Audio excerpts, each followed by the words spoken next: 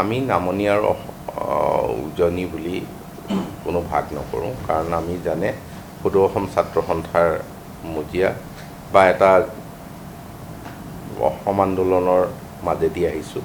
গতিকে আমাৰ কাৰণে অসমখনক ক'তো বেলেগ বেলেগ দৃষ্টিকোণেৰে আমি চাই কেতিয়াও পোৱা নাই, মনতো কেতিয়াও তেনেকুৱা কথা ভবা নাই।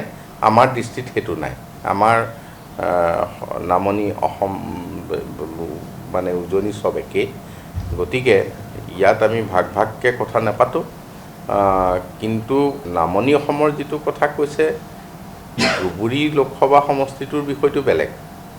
সেইটো বাদ দি পেলাই বাকীবিলাক যদি চাই তাত সকলো ঠিকেই আছে। কিন্তু সেই ধুবুৰী লোকসভা সমষ্টিটো এটা সময়ত অসম গণ পৰিষদৰ